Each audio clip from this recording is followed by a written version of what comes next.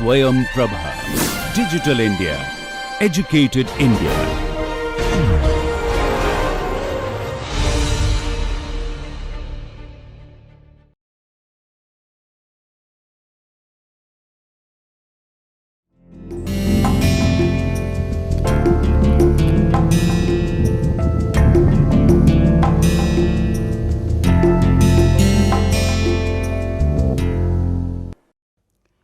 Welcome to lecture 18 of the course on econometric methods for statisticians, data scientists and data engineers. The title of this lecture is Measurement Error Model Maximum Likelihood Estimation. In the last lecture, we have discussed the measurement error models, different forms of the measurement error models like functional form of the measurement error model or structural form of the measurement error model or ultra structural form of the measurement error model. Then we have discussed various consequences of the presence of measurement error in explanatory variable, how it affects the properties of the OLS estimator. The OLS estimator becomes inconsistent, it becomes biased, etc. Then we have also discussed the method of instrumental variable estimation. We select a set of instrumental variables which are correlated with the dependent variable y through the variable x. Say suppose Z is the matrix of observations on instrumental variables, then these instrumental variables are correlated, or these instrumental variables depend upon y through the variable x. In this lecture, we will discuss the methods of estimation of the parameters of measurement error models. In particular, we will discuss the method of maximum likelihood for estimating the parameters. Now, the three forms of the measurement error models which we have considered were functional form. In functional form, x cycles are unknown constants. Then in structural form, x cycles are IID random variables with mean mu x and variance sigma square x. And obviously, for sigma square x equal to 0, it reduces to the functional form. Then the third form is ultra structural form, where x cycles are independently distributed random variables with different means.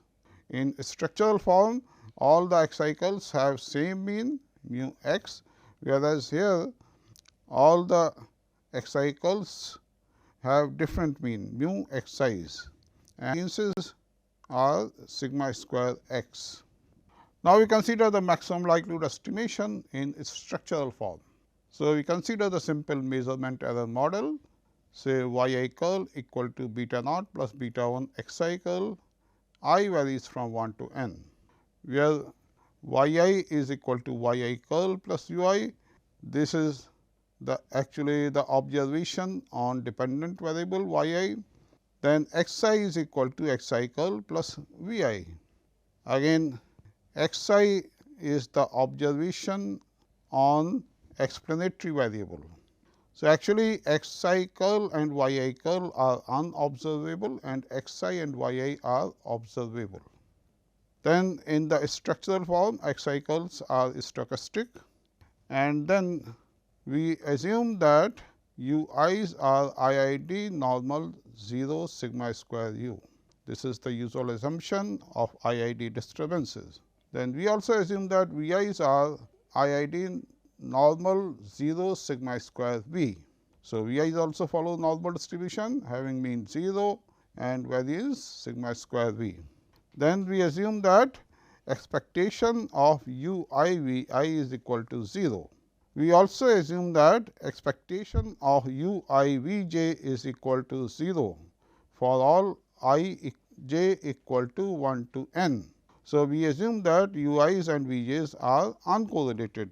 So, xi curl are normally distributed with mean mu and variance sigma square x independently of ui's and vi's.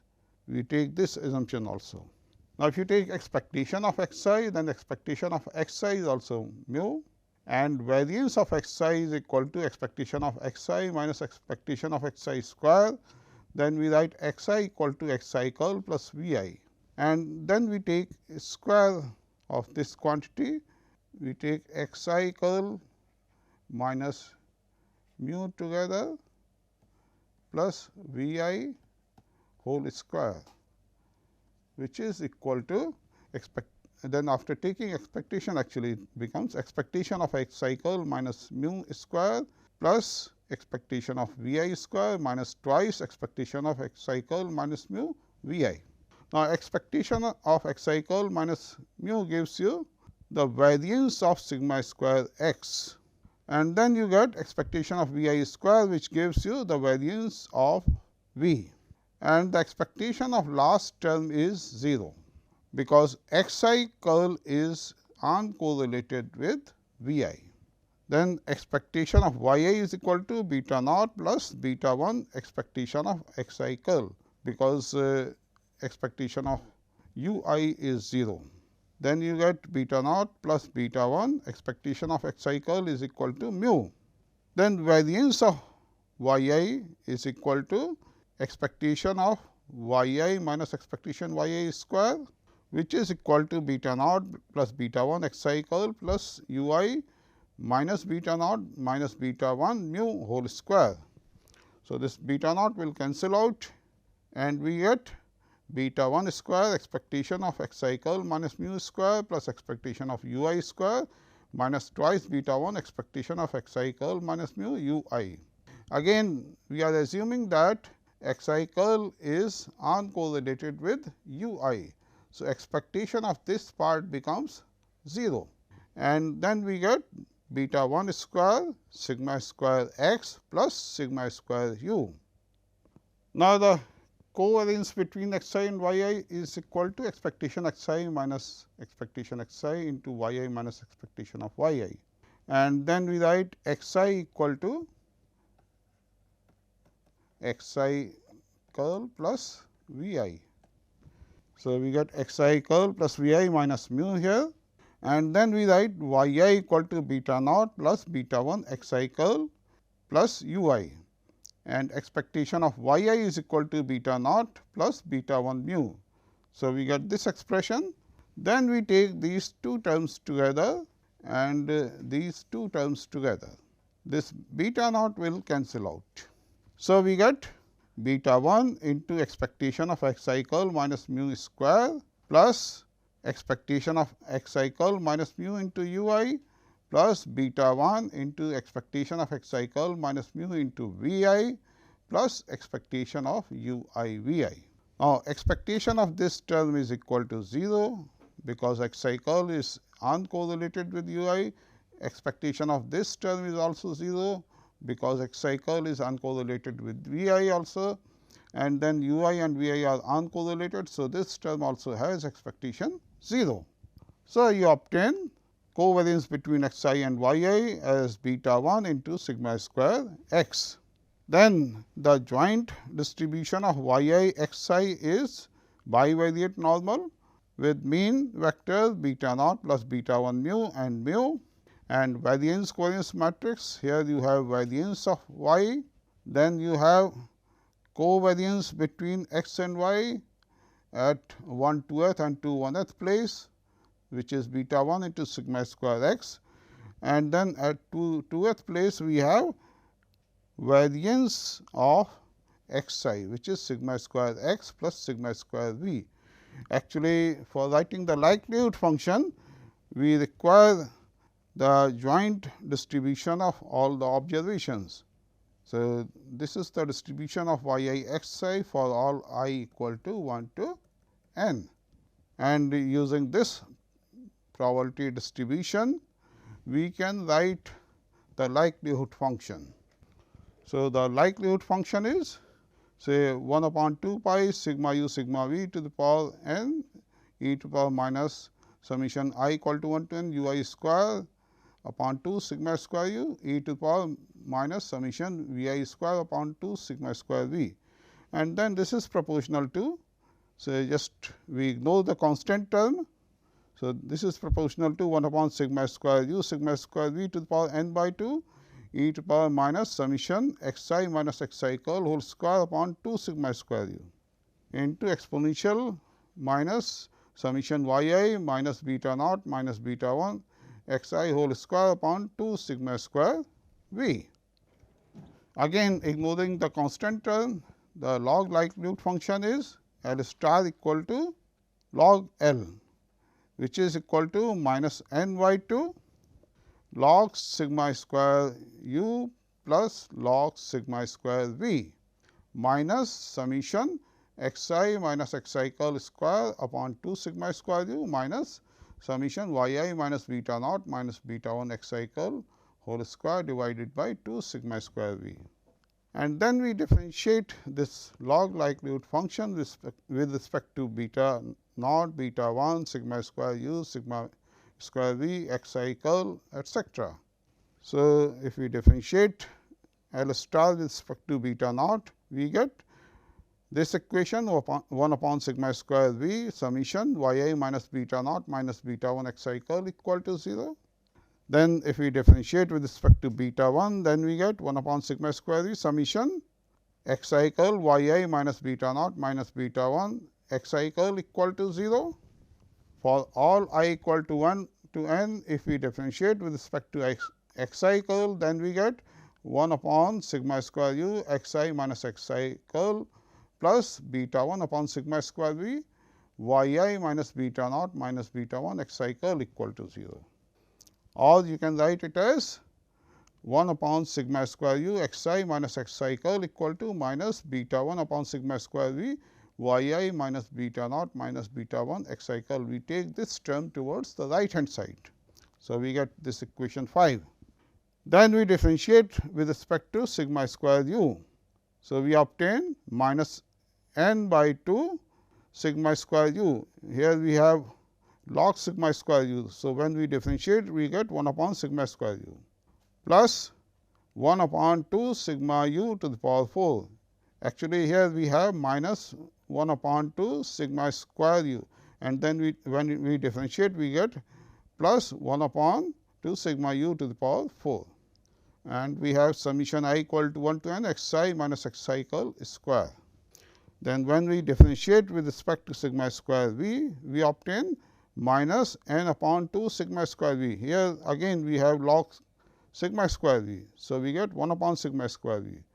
Then, when we differentiate 1 upon sigma square v, we get 1 upon sigma v to the power 4. So, we get 1 upon 2 sigma v to the power 4 summation y I minus beta naught minus beta 1 x I square equal to 0. So, we get all these equations. In fact, we have n plus 4 equations in n plus 4 parameters. Now, if we take square of both sides of 5 and then we add all the terms, we obtain, say we take a square of both sides of this equation. So, we get 1 upon sigma u to the power 4 summation x I minus x I curl square equal to beta 1 square upon sigma v to the power 4 summation y I minus beta naught minus beta 1 x I curl square. We get this equation 8, and then using 6, 7 in 8, we have n upon sigma u square equal to beta 1 square n upon sigma square v. We just make use of the equations 6 and 7. So, from 6 and 7, we substitute the values of summation x I minus x curl square and summation y I minus beta naught minus beta 1 square in equation 8, and then we get this relation sigma square v equal to beta 1 square sigma square u. Now, this is actually not desirable. So, actually we obtain the following 5 structural relations from these normal equations. The first equation is x bar equal to mu, which you get from equation 5. Then you get y bar equal to beta naught plus beta 1 mu, mxx equal to sigma square x plus sigma square v, myy equal to beta 1 square sigma square x plus sigma square u, and mxy is equal to beta 1 sigma square x, where x bar is the mean of all xi's, y bar is the mean of all yi's. mxx is 1 upon n summation xi minus x bar square. So, variance of xi's, myy is 1 upon n. Then myy is the variance of all yi's. So, it is equal to 1 upon n summation yi minus y bar square, and mxy is the covariance between xi's and yi's. Alternatively, you can obtain these equations using the structural relationships and the sufficiency property of the bivariate normal distribution. So, actually we have expectation of x equal to mu, and then expectation of y is equal to beta naught plus beta 1 mu. Variance of x is equal to sigma square x plus sigma square v. We have already derived all these expectations and variances. Then variance of y is equal to beta 1 square sigma square x plus sigma square u, and the covariance between x and y is beta 1 sigma square x. So, we have these 5 structural relationships. Then what we do? We replace expectation of x, expectation of y, variance of x, variance of y, and covariance between x, y by their sample estimates. So, this is actually the method of moments, and then we get the equations 1 to 5. So, in the first equation we replace expectation of x by x bar. So, you get x bar equal to mu. In the second equation we replace expectation of y by y bar. So, you get y bar equal to beta naught plus beta 1 mu. In the third equation we replace variance of x by 1 upon n summation xi minus x bar square, that is mxx. So, you get mxx equal to sigma square x plus sigma square v. In the fourth equation we replace variance of yi's by myy. Then it is equal to beta 1 square sigma square x plus sigma square u. And in the last fifth equation we replace the covariance between xi's and yi's as the corresponding sample estimate, that is 1 upon n summation xi minus x bar into yi minus y bar, which is mxy, and then mxy is equal to beta 1 sigma square x. But in fact, we have 6 parameters: beta naught, beta 1, mu, sigma square x and sigma square u. Then we also have sigma square v. So, in all we have 6 parameters to estimate, but then we have just 5 equations here. So, we cannot estimate these 6 parameters using the 5 relations uniquely. You can't get unique estimates of 6 parameters based on these 5 relations. And the only identifiable parameter is mu. Mu you directly get, mu is equal to x bar, and remaining 5 parameters are unidentifiable. You cannot obtain the remaining 5 parameters using these 4 equations. So, you do not have to bother about mu. The estimate of mu is x bar, but then you can't estimate the other parameters. So, you require some additional information for estimating the other parameters. So, consistent estimation of parameters using additional information. So, from 1 we have mu hat equal to x bar, and then from 2 you have beta naught hat equal to y bar minus beta 1 hat x bar. So, if we can estimate beta 1, then we can estimate beta naught also. So, basically the problem is now the estimation of beta 1, sigma square x, sigma square u and sigma square v. So, we focus on estimating these parameters, because once we estimate beta 1, we can easily obtain the value of beta naught hat, that is we can estimate beta naught. Then first we assume that sigma square v is known. Now, you have these 5 relations and we are assuming that sigma square v is known. Then the remaining parameters can be estimated as, say you have the third equation mxx equal to sigma square x plus sigma square v, and sigma square v is assumed to be known. So, the estimate of sigma square x, that is sigma head square x, is equal to m x x minus sigma square v.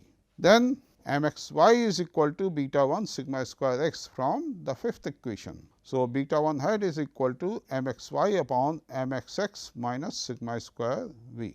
Actually, beta 1 head is equal to m x y upon sigma head x square, and then we substitute the value of sigma head x square here. So, we get this expression for beta 1 head.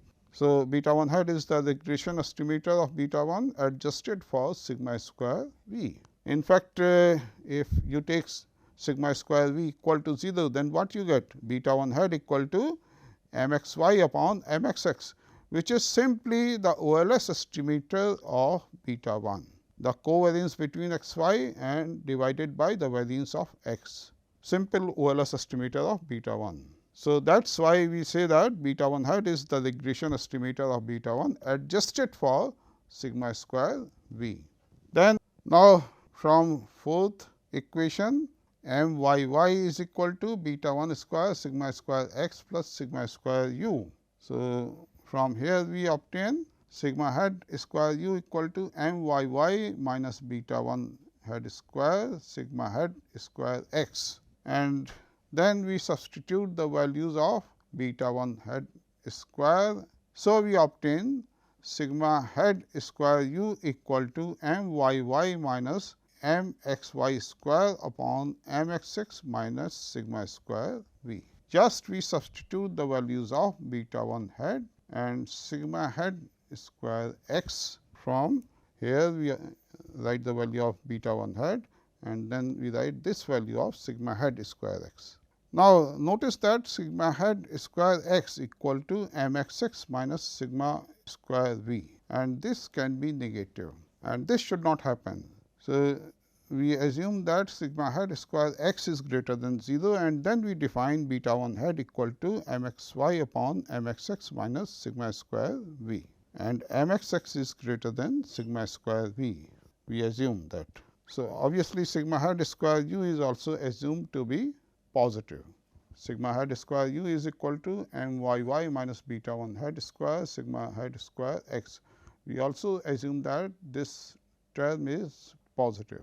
Then beta 1 head, sigma head square x, sigma head square u, these are consistent estimators. Although I am not going to prove this result, the consistency of these estimators, but these estimators are consistent estimators.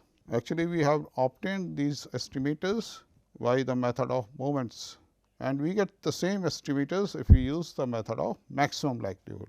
So, that is why these estimators are consistent estimators.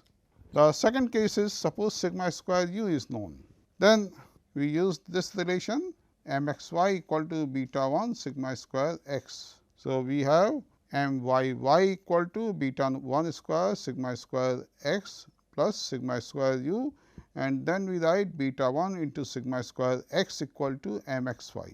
So, we get m x y into beta 1 plus sigma square u, and we are assuming that sigma square u is known. So, now we can solve this equation for beta 1 to obtain an estimator of beta 1. So, this gives you beta 1 head equal to m y y minus sigma square u upon m x y, and again we assume that m y y is greater than sigma square u. Otherwise, the numerator becomes negative. Then sigma head square x is equal to m x y upon beta 1 head. So, you get sigma head square v also, which is equal to, say, from equation 3, once you get the value of sigma head square x, then you can estimate sigma square v also. So, sigma head square v equal to m x x minus sigma head square x, and sigma head square x you get from equation 5. Actually, if m y y is less than sigma square u, then you will not have any problem in beta 1 head. Beta 1 head can be negative also, but in that case you will have problem here, because if this part is negative, then you may have sigma hat square x negative. Again here also if we assume that sigma square u is known and then we estimate all these parameters, then the resulting estimates say beta 1 hat, sigma hat square x and sigma hat square v, these are consistent estimators. Beta 1 hat is known as the reverse regression estimator of beta 1 adjusted for sigma square u for its inconsistency.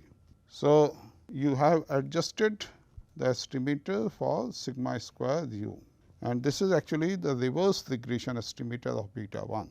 So, actually the direct estimator of beta 1 is OLS estimator of beta 1 is, say you write it B 1 equal to m x y upon m y y.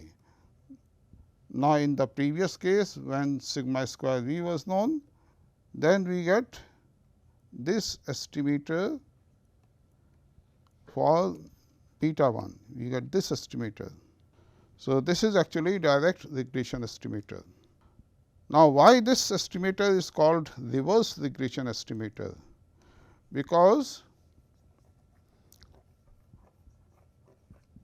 suppose you run regression like this, say x I equal to alpha naught plus alpha 1 y I plus, say you have error term epsilon I, and you write alpha 1 or 1 upon alpha 1 equal to say beta 1.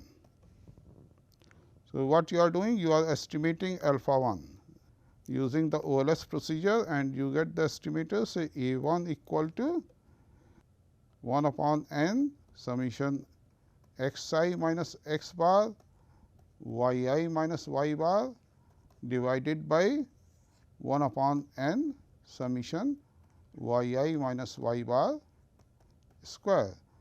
So, basically you get m x y divided by m y y. So, A 1 is equal to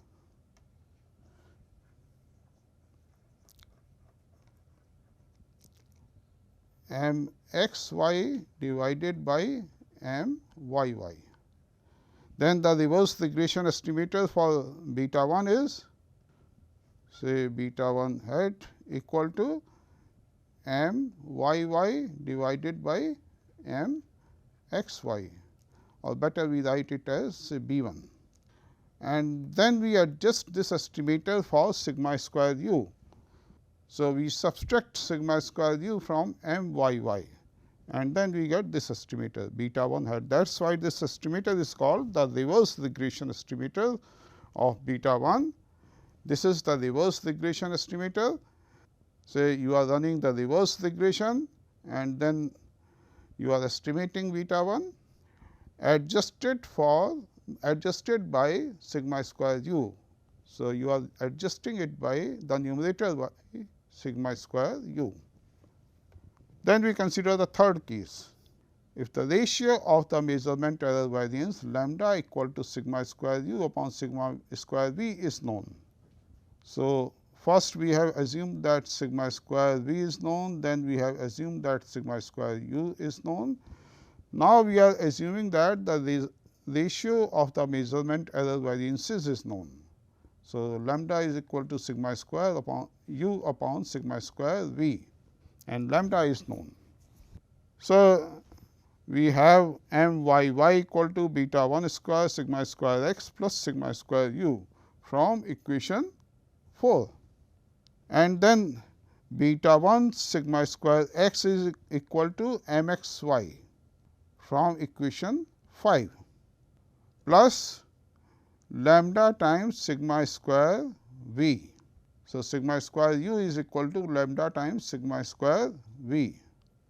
Then we can write it as beta 1 m x y plus lambda times sigma square v is equal to m x x, you use equation 3 here. So, sigma square v is equal to m x x minus sigma square x, and then this is equal to beta 1 m x y plus lambda m x x minus mxy upon beta 1, because sigma square x is equal to mxy upon beta 1. So, we obtain beta 1 square mxy plus lambda beta 1 mxx minus mxy minus beta 1 myy equal to 0, provided beta 1 is not equal to 0, or you get this quadratic equation beta 1 square mxy plus beta 1 lambda mxx minus myy minus lambda mxy equal to 0. And to obtain an estimator of beta 1, you have to solve this equation. Now, solving that quadratic equation, we obtain beta 1 head equal to u upon 2 mxy, where u is equal to myy minus lambda mxx plus minus under root myy minus lambda mxx square plus 4 lambda mxy square. Now, here you have two signs, then you have to select one of these two signs, plus or minus.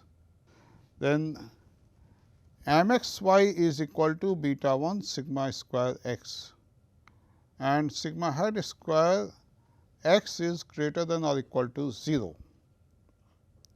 So, mxy and beta 1 head are of the same sign. Hence, u must be non-negative. This must be non-negative, because beta 1 has the same sign as mxy has. Thus, the positive sign in u has to be considered. So, we take u equal to myy minus lambda mxx plus under root myy minus lambda xx square plus 4 lambda mxy square. In fact, if we take negative sign here, then u becomes negative. You have myy minus lambda mxx plus 4 lambda mxy square. So, obviously, this quantity is greater than myy minus lambda mxx. So, if you take negative sign, then you get negative u. So, that is why we choose positive sign, so that beta 1 head and mxy will remain of the same sign. To solve these equations for sigma head square v, we just take this equation 4. You write sigma square u equal to lambda sigma square v, and then you solve it for sigma square v. You substitute the estimates of beta 1 and sigma square x here, and finally, you obtain sigma head square v equal to myy minus twice beta 1 head mxy plus beta 1 head square mxx upon lambda plus beta 1 head square. And then finally, sigma head square x is equal to mxy upon beta 1 head from equation 5. So, this is how you can estimate all the parameters if the reliability ratio lambda is known. This reliability ratio is actually the ratio of variances of true and observed values of explanatory variable. So, k x is equal to variance of x curl divided by variance of x, and this is equal to sigma square x upon sigma square x plus sigma square v. So, obviously, k x lies between 0 and 1. Now, if sigma square v is equal to 0, that is there is no measurement error, then k x is equal to 1. So, if k x is known, then mxx is equal to sigma square x plus sigma square v, and then mxy is equal to beta 1 sigma square x, and this implies that mxy upon mxx is equal to beta 1 sigma square x upon sigma square x plus sigma square v. Now, sigma square x upon sigma square x plus sigma square v is equal to k x. So, you get mxy upon mxx equal to beta 1 k x. This gives you beta 1 head equal to mxy upon k x mxx. Then, To estimate sigma square x, we use this relation which you get from 5. So, sigma head square x is equal to k x m x x. We simply substitute the estimate of beta 1 here, and the estimate of beta 1 is m x y upon k x m x x. So, you get this estimate of sigma head square x. Then m x x is equal to sigma square x plus sigma square v from equation 3. So, sigma head square v is equal to 1 minus k x m x x, because the estimate of sigma square x is k x m x x. So, you substitute this estimate here and then you solve it for sigma square v. Again you observe that beta 1 head is equal to k x inverse b. Actually, if you look at this expression for beta 1 head, then this is equal to m x y upon m x x is the OLS estimator of beta 1 b 1 say, and in the denominator you have k x. So, this b is the OLS estimator of beta 1. So, actually beta 1 head adjust b for this reliability ratio. Now, if the intercept term beta naught is known, then we have y bar equal to beta naught plus beta 1 mu. So, beta 1 head is equal to y bar minus beta naught upon mu head, which is equal to y bar minus beta naught upon x bar. Head square u is equal to m y y minus beta 1 head m x y. So, you can estimate sigma square u also using this relation. You estimate beta 1 from here and then you estimate sigma square u from here, and then sigma head square v is equal to m x x upon beta 1 head from this relation. You take sigma square v equal to m x x minus sigma square x, and then sigma square x is estimated as m x y upon beta 1 head, and then we substitute the value of sigma square x here. So, you get sigma head square v equal to m x x minus m x y upon beta 1 head. So, we get these estimates. Now, if both sigma square u and sigma square v are known, then number of parameters to be estimated is less than the number of equations. So, now you have two known parameters, number of equations, and then you have more than one solutions. So, this is the case of over identification. If you have no knowledge of any parameter, it means if no parameter is known, neither reliability ratio is known, then the model becomes unidentified. You cannot estimate all the parameters. If one of the parameters is known or reliability ratio is known, say, then you can estimate all the parameters. But if two parameters are known, say for example, sigma square u and sigma square v are known, then you get more than one estimates, and this is the case of over identification. Your model is over identified, you are getting more than one estimates. Now, we consider the estimation of parameters in functional form.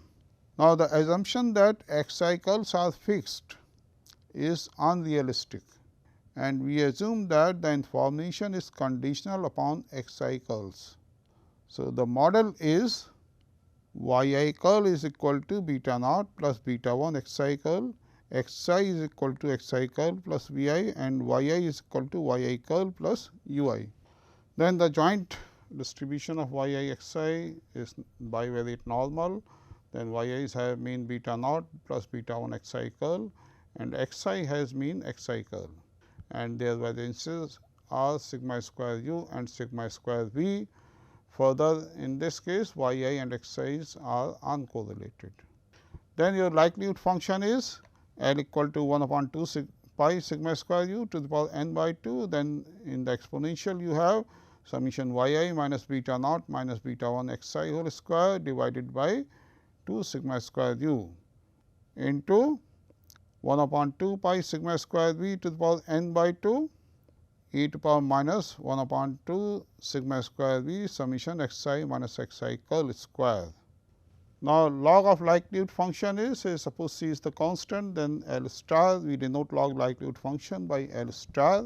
So, this is equal to C minus n by 2 log of sigma square u minus 1 upon twice sigma square u summation y I minus beta naught minus beta 1 x I curl square minus n by 2 log sigma square v minus 1 upon 2 sigma square v summation x I minus x I curl square. And then we differentiate this log likelihood function with respect to beta naught. We get this equation 1 upon sigma square u summation y I minus beta naught minus beta 1 x I curl is equal to 0. We differentiate it with respect to beta 1, then we get this equation just like the previous case.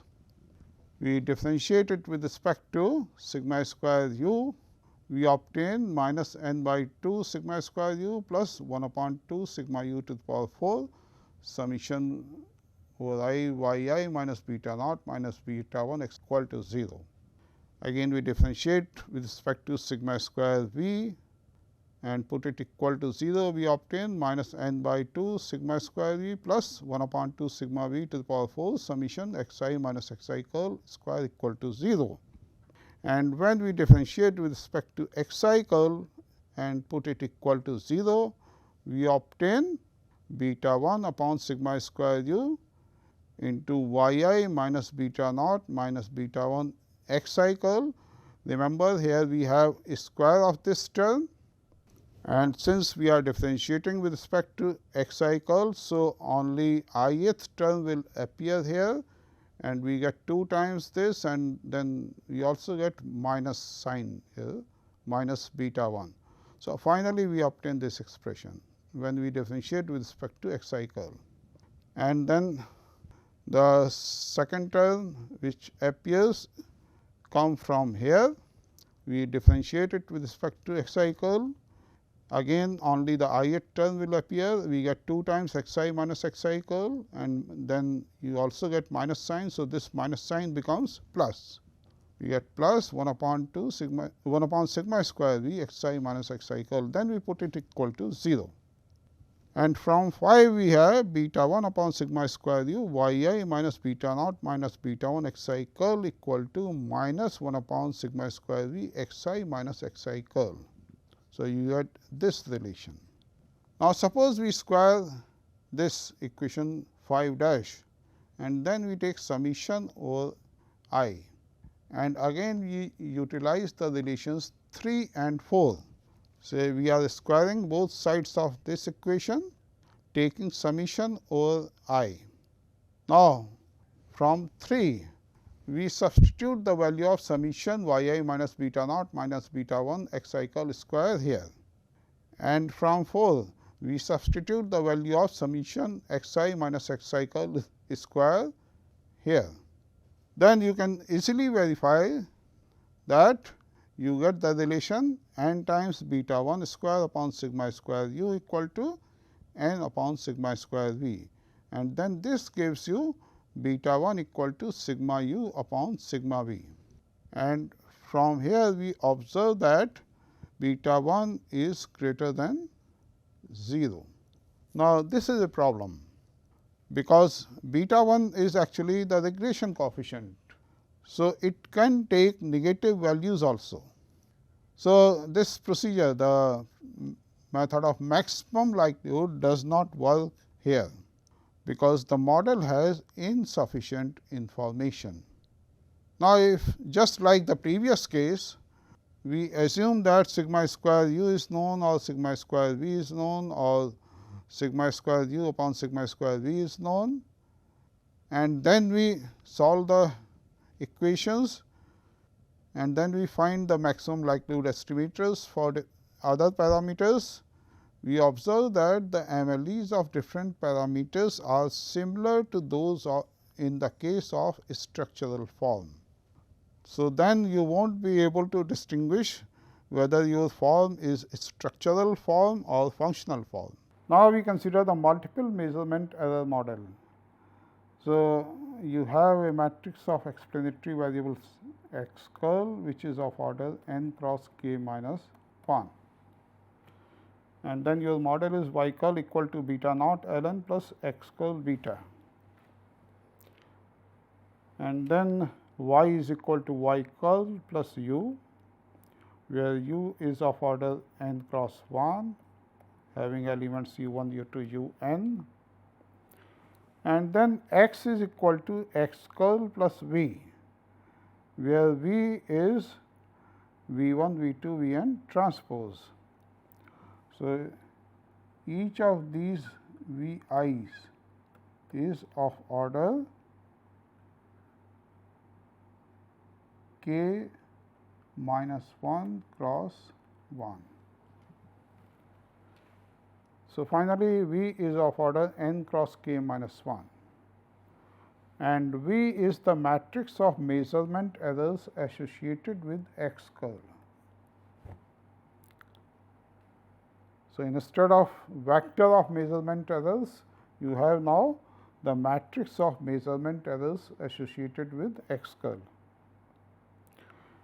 Then just like the previous case, we assume that x curl, y curl are unobservable, x and y are observable. So, both x and x curl are of order n cross k minus 1 and beta is of order k minus 1 cross 1.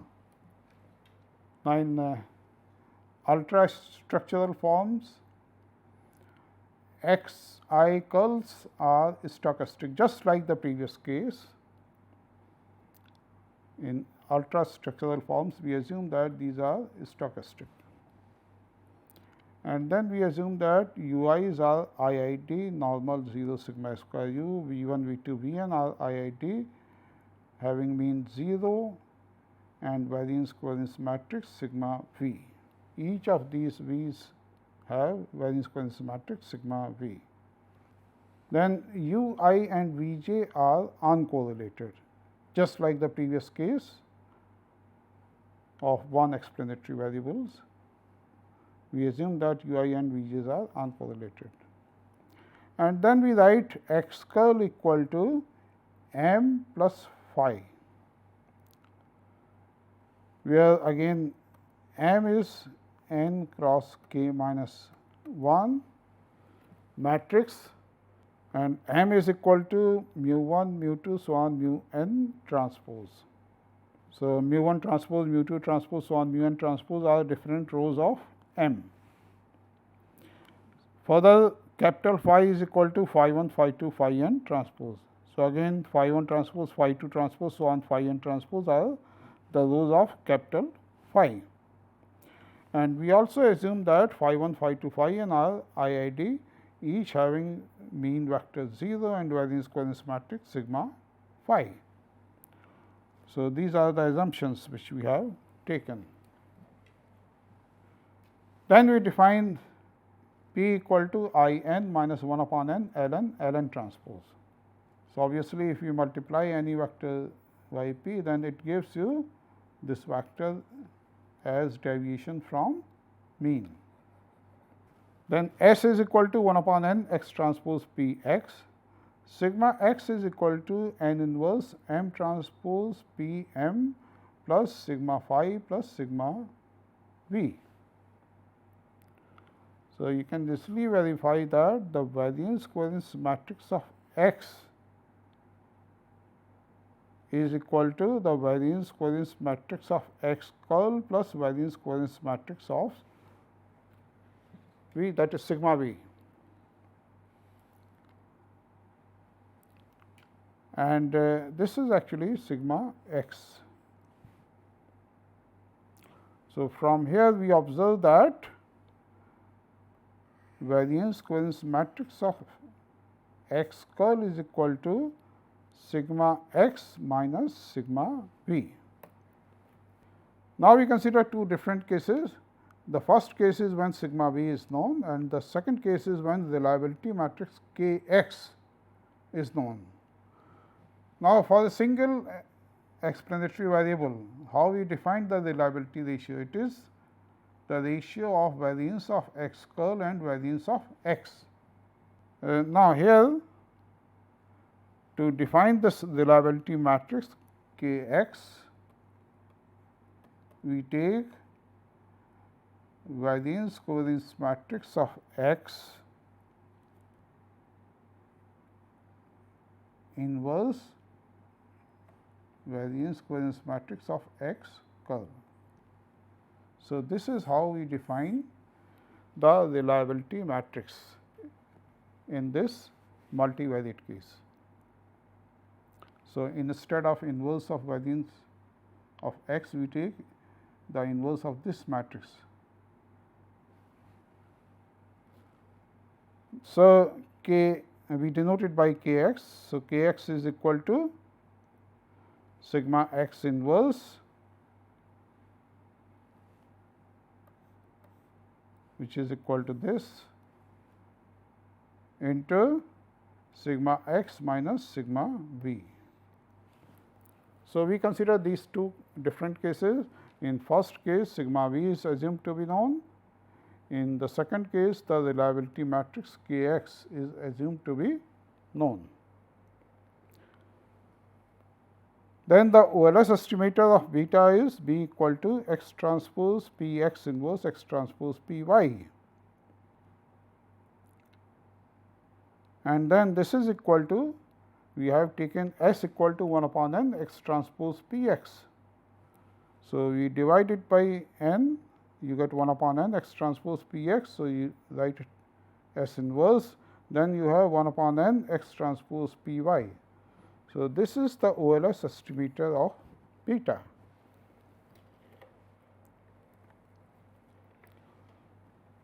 So, we assume that sigma b is known, we consider the first case. Now, when you have just one explanatory variable with measurement error, if sigma square v is known, then we define beta 1 head equal to m x y upon m x x minus sigma square v. We have derived this expression for beta 1 head when we consider that case. Here I am not going to give you the details of derivation, but the results for this multivariate case are just parallel to those for the univariate case. So, when sigma v is known, a consistent estimator of beta is say B v equal to S minus sigma v whole inverse S b. Remember, you are replacing this m x x by S. What is S? 1 upon n x transpose P x minus, you are replacing the sigma square v by capital sigma v, the variance covariance matrix of V whole inverse, then S b.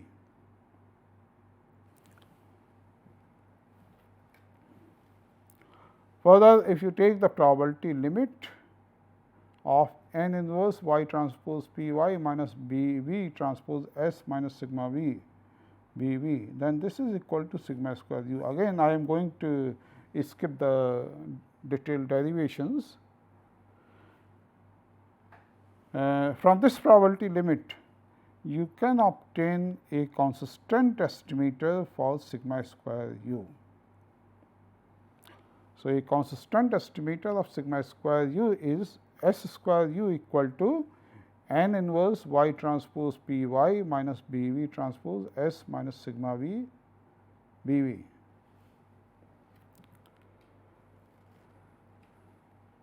And then we can estimate sigma x by sigma head x equal to 1 upon n x transpose P x equal to S. So, this provides you an estimate of sigma head x, and an estimate of the reliability matrix is K head x equal to sigma head x inverse sigma head x minus sigma v.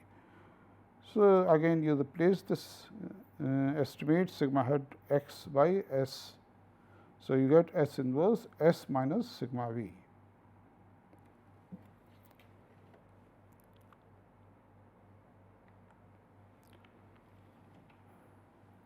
Then we consider the second case when the reliability matrix K x is known. and k x is equal to sigma x inverse sigma x minus sigma v. Then a constant estimator of beta is b k equal to k x inverse b. Again, this result is just parallel to the univariate case, when you have just one explanatory variable with measurement error. And here also, if you take the probability limit of n inverse y transpose p y minus b k transpose s k x b k, the probability limit is then sigma square u. So, you get a consistent estimator of sigma square u as s curl square u equal to this term n inverse y transpose p y minus b k transpose s k x b k. Now, suppose sigma v is known, then we estimate k x by k hat x equal to s inverse minus s minus sigma v, and then in this expression for b k we replace k x by its estimator. So, you get b k equal to k hat x inverse b, which is equal to, we write k hat x equal to s inverse into s minus sigma v whole inverse. So, this gives you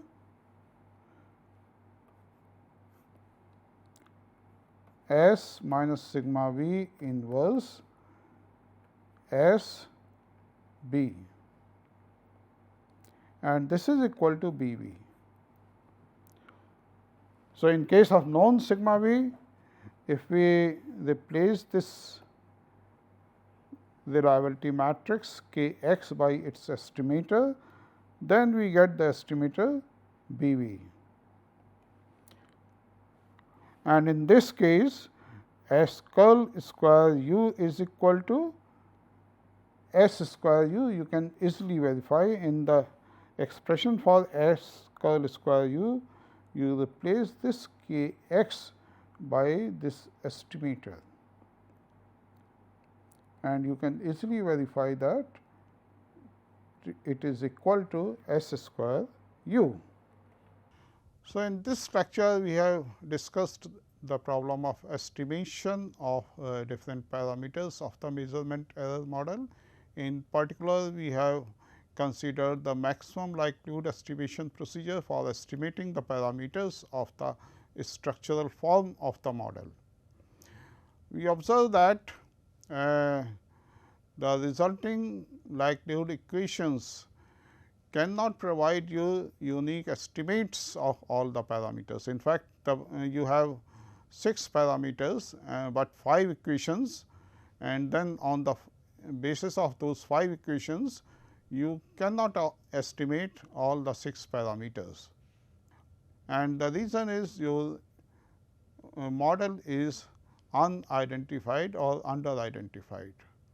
The only option which you have is you assume at least one parameter to be known. So, we have considered different cases when we assume sigma square u to be known or sigma square v to be known or reliability ratio to be known, etc. And then we have obtained the estimators of other parameters. Obviously, we are using the method of maximum likelihood or the method of moment. So, the resulting estimators are consistent estimators. Then we have also attempted to obtain the maximum likelihood estimators for the functional form, but we observed that the method of maximum likelihood does not work for the functional form of the model. If we assume one of the parameters to be known, then ultimately it results into the same estimators which we get in the structural form. So, here I am going to stop. Thank you.